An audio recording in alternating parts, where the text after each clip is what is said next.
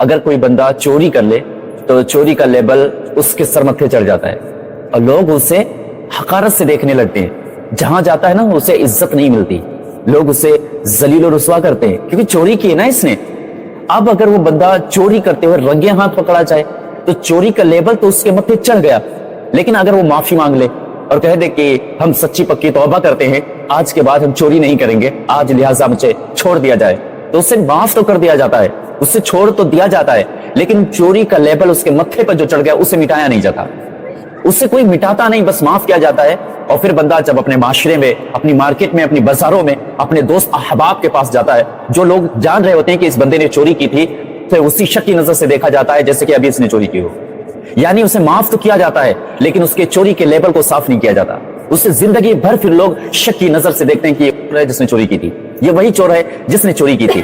آؤ اپنے رب کی رحمت دیکھیں کہ ایک بندہ دنیاوی چور ہو, اگر وہ معافی مانگ لے تو معاف تو کیا جا سکتا ہے, پر چوری کا لیبل اس کے متھے سے ہٹایا نہیں جا سکتا. لیکن رب فرماتا ہے, کہتا ہے میرے بندے تو نے نہ جانے کتنے گناہ کیے ہوں گے, نہ جانے کتنے میرے حکم توڑے ہوں گے, نہ جانے کتنے میرے رسول کی سنتوں کو تو نے پامال کیا ہوگا, لیکن بندے آ جا پلٹ کر, ایک بار اگر تو نے صدق دل سے میری بارگاہ میں توبہ کر لی, سچے دل سے, تو میں تجھے معاف کر دوں گا, اور ایسے معاف کر دوں گا, ایسے معاف کر دوں گا جیسے کہ تو نے کبھی وہ گناہ کیا ہی نہیں تھا.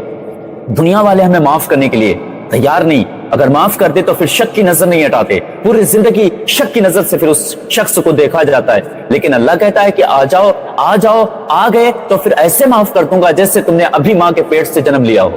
حضرت موسیٰ نے عرض کی, اے رب کریم, تیرا جب گنہگار بندہ تجھے پکارتا ہے تو کیسے اسے جواب دیتا ہے, تو کیسے جواب دیتا ہے؟ اللہ تعالیٰ نے فرمایا, اے موسیٰ, جب میرا کوئی گنہگار بندہ مجھے پکارتا ہے تو میں اسے 3 بار جواب دیتا ہوں. حضرت موسیٰ نے کہا, اے اللہ, اگر کوئی نیک بندہ تجھے پکارتا ہے تو کتنی مرتبہ تو جواب دیتا ہے؟ اللہ نے فرمایا, اے میرے پیارے نبی, جب کوئی نیک بندہ مجھے پکارتا ہے تو میں اس کا 1 بار جواب دیتا ہوں.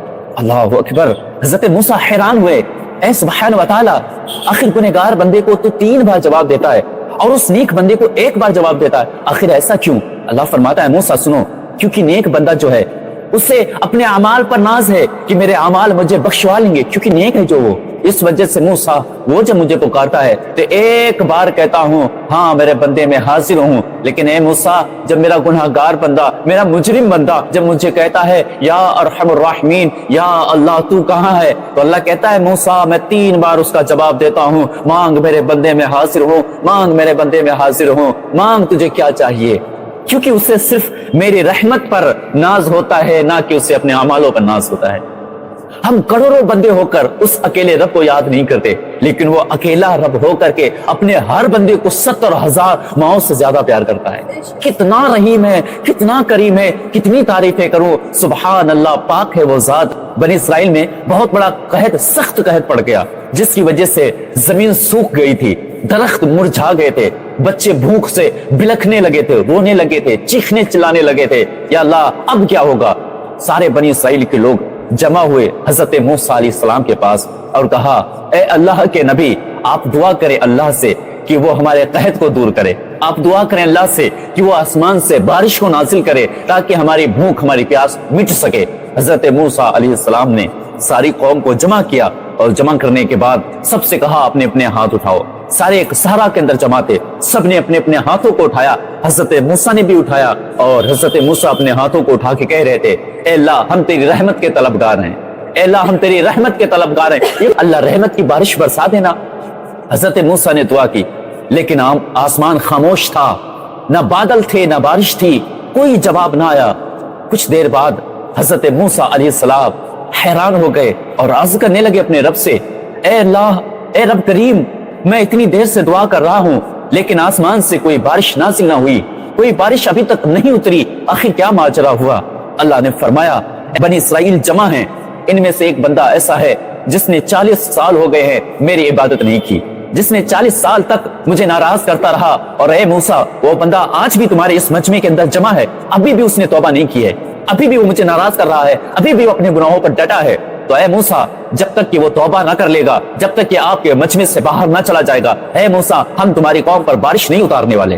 اللہ نے فرمایا. حضرت موسیٰ نے اپنے ہاتھوں کو نیچا کیا اور اپنی قوم کی طرف متوجہ ہوئے. اور اپنی قوم سے کہنے لگے اے میری قوم سنو، ایک بندہ ہمارے مجمع میں ایسا ہے جس نے 40 سال ہو گئے ہیں اللہ کی عبادت نہیں کی ہے، 40 سال سے وہ اپنے رب کو ناراض کرتا آ رہا ہے، اس نے اپنے گناہوں کے ذریعے اپنے رب کو ناراض کر لیا ہے۔ اللہ تعالیٰ کہہ رہا ہے جب تک وہ بندہ توبہ نہ کر لے گا اسے ہم بارش آپ کی قوم پر نہیں برسائیں گے جب تک کہ وہ یہاں سے چلا نہ جائے یا تو پھر وہ توبہ کر لے۔ حضرت موسیٰ نے کہا لوگوں سنو میری یہ بات غور سے، جو کوئی بھی ہو گناہگار جلدی سے ہمارے مجمع سے چلا جائے یا تو پھر وہ توبہ کر لے، اگر وہ نہ گیا تو پھر مجبوراً ہمیں اسے نکالنا پڑے گا۔ حضرت موسیٰ نے جب کہا تو کچھ دیر خاموش رہے، کسی نے قدم نہ بڑھایا، کہیں سے کوئی ہلچل کی آواز نہ آئی۔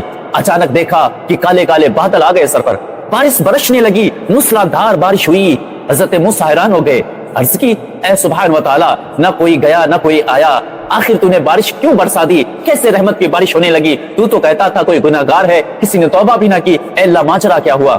میرے کریم رب نے فرمایا موسیٰ میں نے جب تم سے کہا، تم نے جب اپنی قوم سے کہا کیوں نکل جائے یا پھر وہ دعا کرے، تو اے موسیٰ جو میرا بندہ تھا نا، گناہگار جو مجرم تھا میرا، اس نے نہ اپنے آنکھوں میں ندامت کے آنسو بھرائے، اس کی آنکھیں اے موسیٰ تمہارے مجمع میں چھلک پڑی اور اس نے اپنے سر کو نیچا کر کے اپنے من میں اپنے دل سے دعا کرنے لگا اے رب کریم اس مجمع کے اندر میری ماں بھی ہے، میرا باپ بھی ہے، میرا بھائی بھی ہے، میرے بچے بھی ہیں، اے اللہ ان سب کو نہیں پتا تھا کہ میں 40 سال سے تیری نافرمانی کر رہا ہوں۔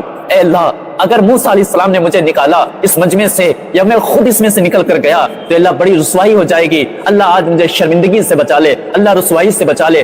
آج میں سچی پکی توبہ کرتا ہوں کہ آج کے بعد تجھے ناراض نہیں کروں گا، آج کے بعد تیری عبادت کروں گا، تیری عبادت کی مخالفت نہیں کروں گا، اللہ آج رسوائی سے بچا لے۔ اللہ نے فرمایا موسیٰ اس نے سچی پکی توبہ کر لی ہے، اس لیے اس کے صدقے میں نے آسمان سے بارش نازل کر دی ہے۔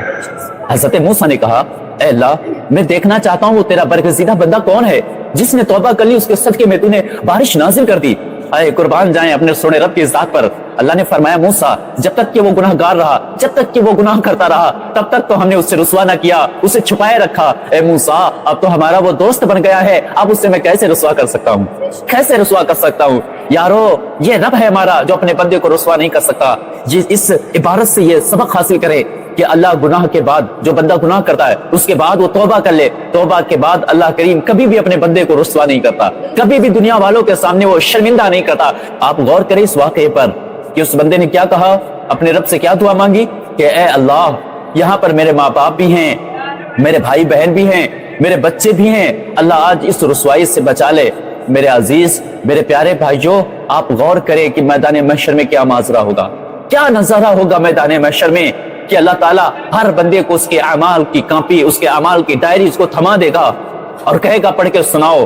تو کیا وہ اکیلا پڑھے گا؟ نہیں، وہاں پر اس کے گھر والے بھی ہوں گے، وہاں پر اس کے افراد بھی ہوں گے۔ کیسی رسوائی وہاں پر ہوگی، کیسی ذلت ہوگی۔ اللہ سے دعا کرے اللہ میدان محشر کی رسوائی سے ہمیں بچا لے۔